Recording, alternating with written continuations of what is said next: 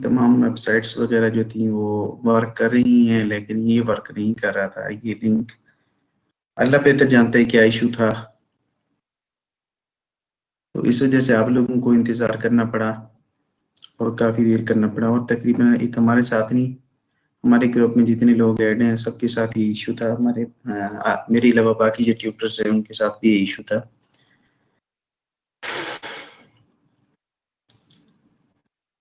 तो अब ये कुछ मालूमात आप लोग भी लें और हम भी कोशिश करते हैं कि इसकी कहीं से कोई मालूमात मिल जाए कि स्टूडेंट कम्युनिकेट कर सकते हैं टीचर के साथ या नहीं। ये कौन लाइनें लगा रहा है? आ, कुछ ख्याल करें। बच्चे तो नहीं, आप नर्सरी क्लास के बच्चे तो नहीं है ना? और मेरे ख्याल से जहाँ तक मुझे आइडिया हो रहा है तकरीबन तमाम ही फीमेल हैं, तो फीमेल को ड्राइंग का बहुत ज़्यादा शौक होता है। तो बहरहाल ये साइंस का सब्जेक्ट नहीं है जिसमें ड्राइंग बनानी पड़े। तो मेल हजरात भी हैं और कंटिन्यू करते हैं। अब तकरीबन आधा घंटा ही बाकी है और उसमें हम क्या पढ़ेंगे। अगर रोज़ाना यही रूटीन रही तो अल्लाह बेहतर जानता है क्या होगा और क्या नहीं होगा। बहरहाल आप लोगों ने कुछ इस हवाले से कोऑपरेट करना है, आपने रब्ता करना है यूनिवर्सिटी की हेल्पलाइन पे, या उनके कोई कंप्लेन सेल वगैरह इस तरह का कोई है, या किसी पे मेल करें। तो उस पे जो है ना आप कोशिश करें कि ये कंप्लेन करें कि ये इशू आ रहा है, और ये भी मालूमात करें कि क्या स्टूडेंट कम्युनिकेट कर सकते हैं या नहीं कर सकते। जब तक स्टूडेंट कम्युनिकेट नहीं करेंगे तो मेरे ख्याल से तो कोई पढ़ाने में कोई इतनी खास फायदा नहीं होगा। जब आप लोगों का में पता नहीं चल पाएगा कौन हाजिर है कौन हाजिर नहीं है, कौन बोल रहा है कौन नहीं बोल रहा। एक सवाल हम करते हैं, आप लोग जवाब देते हैं, तो वो तो सही रहता है। लेकिन इस तरह सिर्फ हम ही बोलते रहे और हमें नहीं पता कि आगे कुछ सुन रहा है कोई नहीं सुन रहा, उनको समझ आ रही है कि नहीं आ रही, हम सही पढ़ा रहे हैं गलत पढ़ा रहे हैं, इसके तो कुछ आइडिया नहीं है और अजीब सा फील होता है। और मेरा मेरा जिंदगी का ये पहला ही एक्सपीरियंस है इस तरह की टीचिंग का। कभी इस तरह नहीं की, ऑनलाइन भी टीचिंग की है तो, लेकिन उसमें स्टूडेंट के साथ कम्युनिकेशन होती रहती है। तो बहरहाल तो इंट्रोडक्शन चल रहा था और हमारे ये जो स्लाइड है, स्लाइड स्लाइड भी नहीं चल रही। पता नहीं ये क्यों नहीं काम करी, क्यों नहीं वर्क करी और कैसे वर्क करेगी, कुछ समझ नहीं आ रही है इसकी।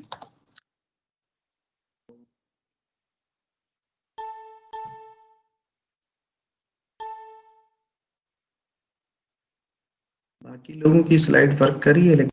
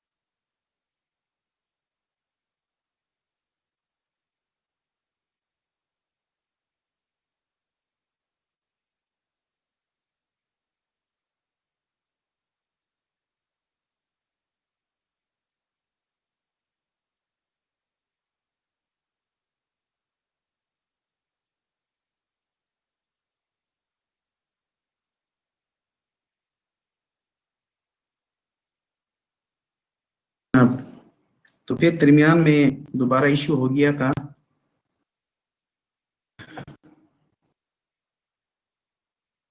تو یہ کافی پرابلم آ رہی ہے، اور پہلا دن ہے، ہو سکتا ہے کہ کل اس میں کچھ بہتری ہو. اگر آخر تک یہی چلتا رہا تو میرے خیال سے پھر آپ لوگوں کی بس حاضری تو ہو جائے گی لیکن کچھ سیکھ نہیں پائیں گے. تو برحال بات میں یہ کر رہا تھا کہ جو ہمارے جو ٹاپک ہے تقریباً آئلی قوانین سے متعلق ہیں یا آئلی مسائل سے متعلق ہیں، آئلی احکام سے متعلق ہیں. تو آپ لوگ اس کو اگر سیکھیں گے، بلکہ ہمارے لیے سیکھنا ضروری بھی ہے، شرعی طور پہ فرض یا واجب جس کو کہا جا سکتا ہے وہ بھی ہیں. تو ان کا سیکھنا ہر ایک کے لیے ضروری ہے.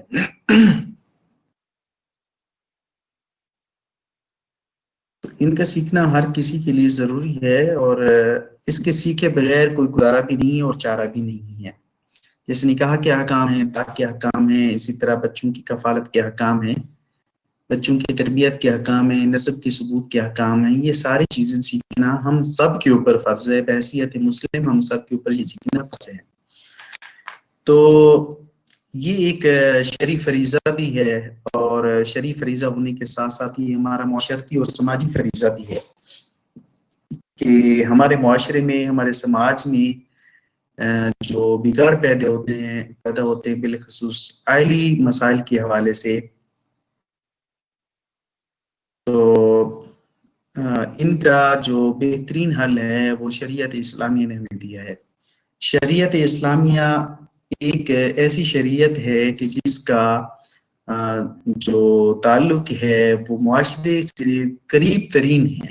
باقی شریعتوں کے مقابلے میں، باقی ادیان سماویہ کے مقابلے میں، جبکہ جو ادیان باطلہ ہیں جیسے ہندو وغیرہ یا باقی جو دین ہیں جو غیر سماوی ادیان ہیں، غیر سامی مذاہبی جن کو کہا جا سکتا ہے، تو ان کی نسبت جو سماوی ادیان ہیں وہ معاشرے سے اور فطرت کے زیادہ قریب ہیں. اور ادیان سماویہ کے اندر دین اسلام جو ہے، جو شریعت اسلامیہ ہے، یہ زیادہ قریب ہے معاشرے کے اور فطرت کے عین قریب ہے، بلکہ فطرت کے عین مطابق ہی ہے.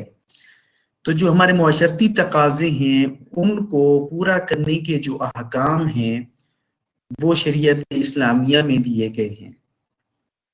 اور شریعت اسلامیہ کی اگر بنیادی نقطے پر زور دیا جائے، اگر اس پہ غور کیا جائے، بنیادی پوائنٹ پر جو اس کی بنیادی وجہ ہے یا بنیادی علت ہے، اگر اس پہ غور کیا جائے تو اس کے پیچھے کہیں نہ کہیں جا کر بالخصوص معاملات کے اندر اگر اس کے پیچھے غور کیا جائے اس کی لاجک کے اوپر، تو اس کی لاجک یہ ہوتی ہے کہ یہ معاشرتی طور پہ بگاڑ کو دور کرنے کے لیے یا معاشرتی طور پہ کسی نقصان کو دور کرنے کے سبب یہ حکم دیا گیا ہے.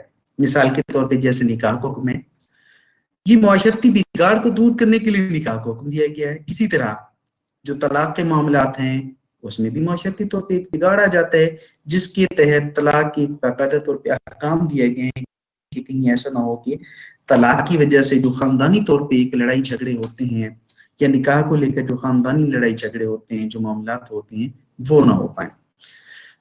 تو یہ سماجی فریضہ اس حساب سے بھی ہے. تو ان کو اگر ہم صحیح انداز میں سیکھ لیں گے، اور جتنی چیزیں ہمارے اوپر سیکھنا فرض ہے ان کا تو بروز قیامت ہم سے سوال ہونا ہی ہے کہ کیا یہ چیزیں ہم نے سیکھی تھی یا نہیں سیکھی تھی. اسی طرح ایک اور عام سی بات مشہور ہے، کہتے ہیں کہ جناب فلاں شخص کو تو پتہ ہے جناب، ان کو مولوی کو تو پتہ ہوتا ہے جی، علماء کو تو پتہ ہوتا ہے، تو ان کے اوپر ڈبل گناہ ہے، ہمیں تو پتہ نہیں ہے، ہمارے لیے کوئی گناہ نہیں ہے. بلکہ یہ بات غلط ہے.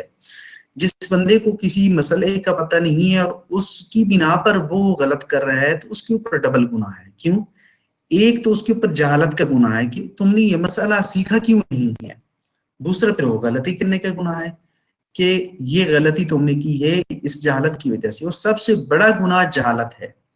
جہالت سب سے بڑا گناہ ہے، اور جہالت کی وجہ سے ہی انسان خدا کا انکار کرتا ہے، جہالت کی وجہ سے ہی انسان شریعت کا انکار کرتا ہے، جہالت کی وجہ سے انسان کافی بڑے بڑے گناہ کرتا ہے. اور علم سیکھنے کی وجہ سے، اور علم سیکھنا فرض ہے، اور جو علم سیکھنا فرض ہے وہ یہ نہیں ہے کہ آپ جناب 2 سیکھیں یا جناب وہ سکیئر روٹ سیکھیں یا اس طرح کی چیزیں میتھ کی سیکھیں، ٹیکنالوجی کی سیکھیں، وہ چیز سیکھیں. وہ فرائض کی کیٹیگری میں وہ کہیں نہ کہیں آتی ہیں، لیکن وہ فرائض کفایہ کے اندر آتے ہیں. جو فرض عین ہیں وہ یہ احکام ہیں، جو فقہ کے معاملات ہیں، شرعی احکام ہیں، ان کا سیکھنا فرض عین ہے. اس کے بغیر کسی کا گزارا نہیں ہے. اور جتنا ہر کسی کا تعلق اور واسطہ پڑتا ہے احکام کے ساتھ، اتنا ہر کسی کے اوپر احکام سیکھنا فرض عین ہے. اور جن کا کبھی کبھار تعلق پڑتا ہے اور کسی کسی کو تعلق پڑتا ہے، تو ان احکام کا سیکھنا فرض کفایہ ہو جاتا ہے. جیسا کہ علم المیراث ہو گیا، یا علم توقیت ہو گیا جس کو کہہ رہے ہیں، جس کی بنا پر ہم رویت ہلال کرتے ہیں، نمازوں کے احکام ہم معلوم کرتے ہیں. ان علوم کا سیکھنا فرض کفایہ ہے.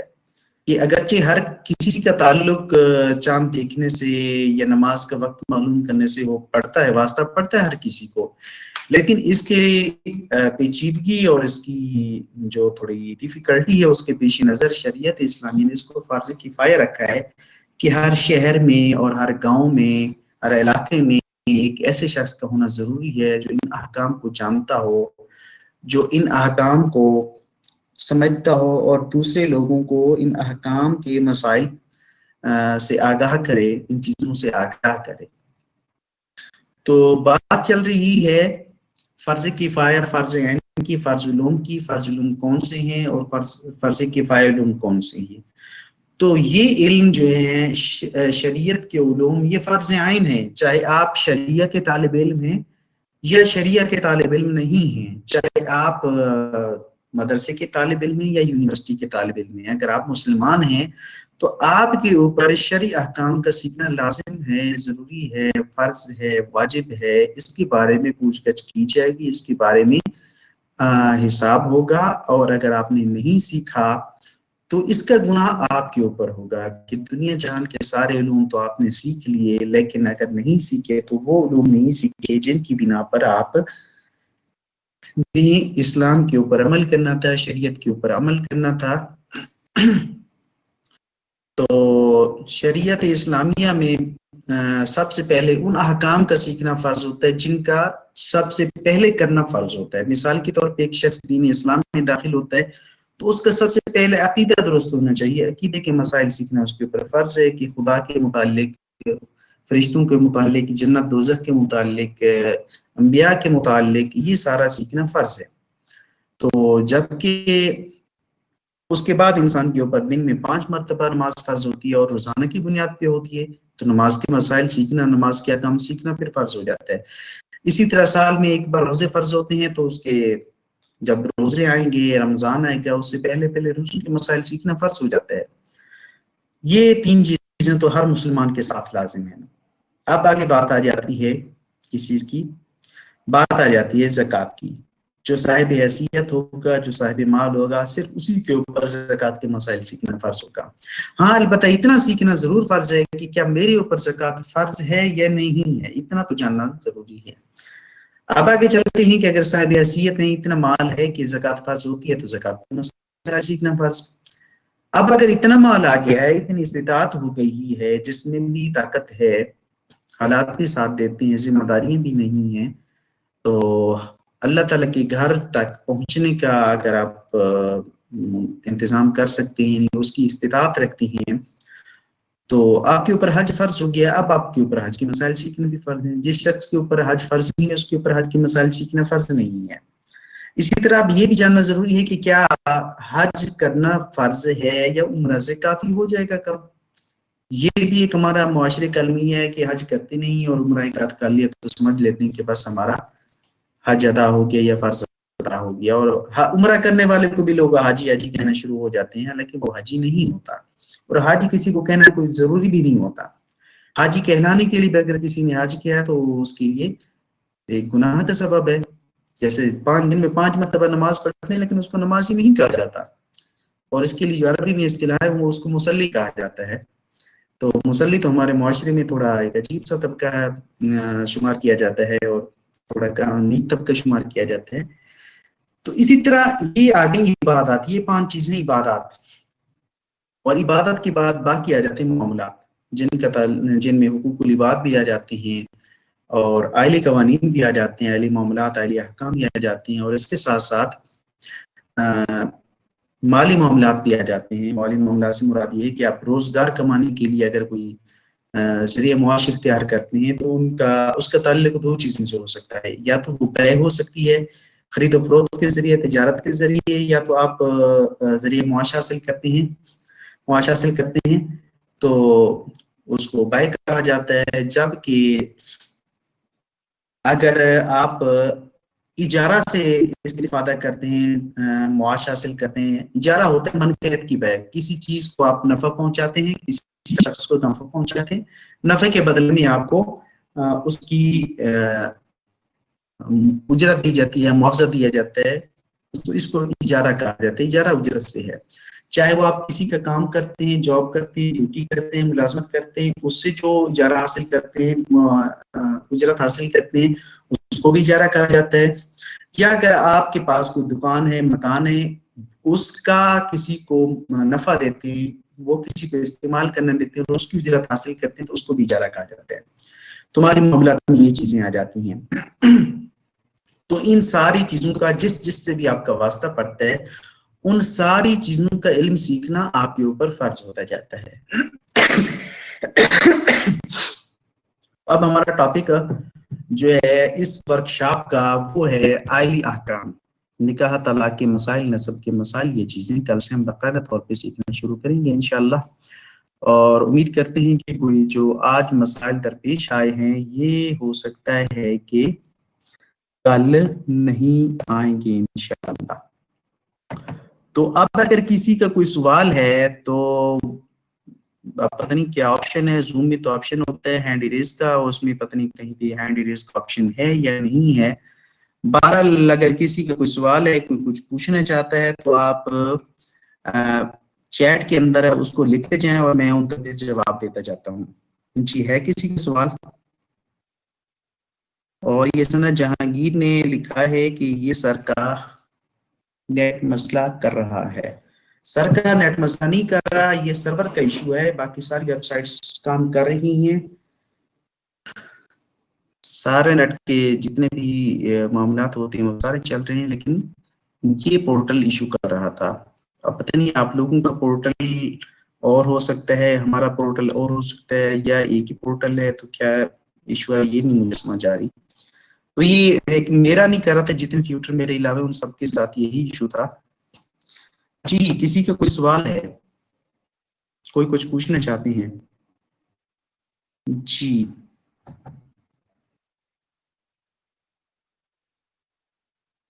جی جناب, کس نے لکھا ہے؟ سنا جہانگیر. اوکے سر, جی ٹھیک ہے. جی, کسی اور کا کوئی سوال ہے تو پوچھ سکتے ہیں.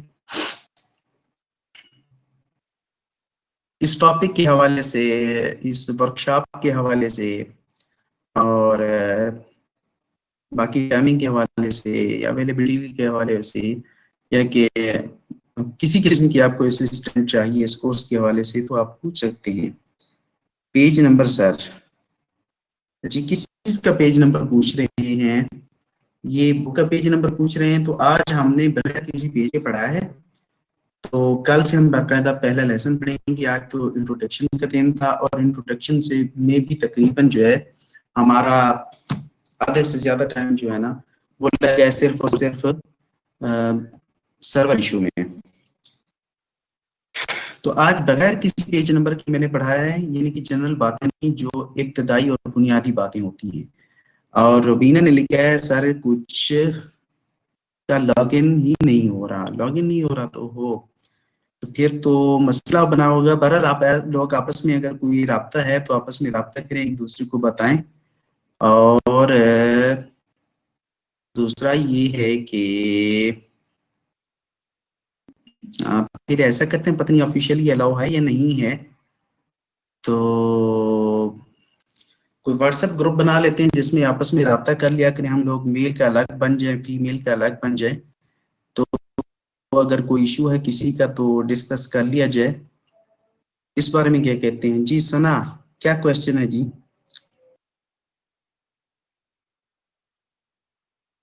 جی فرحت نے پوچھا جی اٹینڈنس کا ہمیں بھی کچھ نہیں پتا, اٹینڈنس کیسے لگنی ہے, کیا لگنی ہے, کیسے نہیں لگنی. روبینہ نے کہا جی گھنٹہ گھنٹہ لگ جاتا ہے لاگ ان ہونے میں. تو ہاں یہ تو پرابلم ہمارے ساتھ بھی ہے کہ لیے آپ کے ساتھ نہیں ہے. جی سنا جہانگیر سر اگر ہم لوگ ان لکھیں تو بھی ہماری اٹینڈنس ہو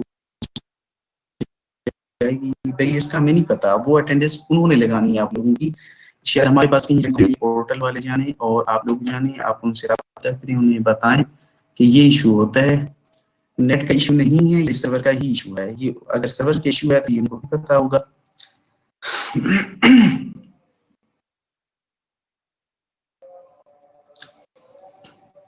ہاں جی, میل کے اندر 30 یوزر ٹوٹل ہیں. میل میں ہیں جناب زاہد ہیں ایک میل نظر آ رہے ہیں جناب, اور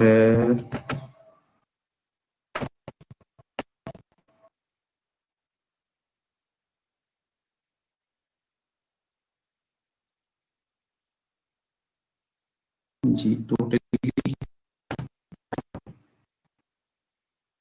پہلے جناب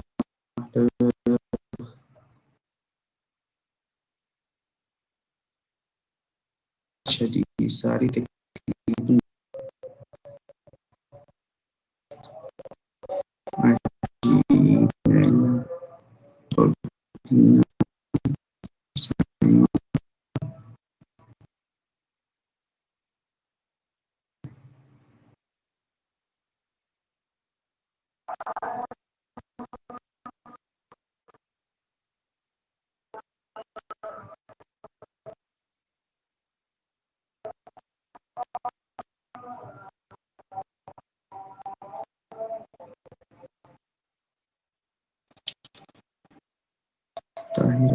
زاہد صدیق ایک ہی میل ہے, اور یہ ایک میل کیسے ہے یہ مجھے سمجھ نہیں آ رہی. باقی سبھی نہیں ہوگی, اس کا بھی نہیں کوئی آئیڈیا.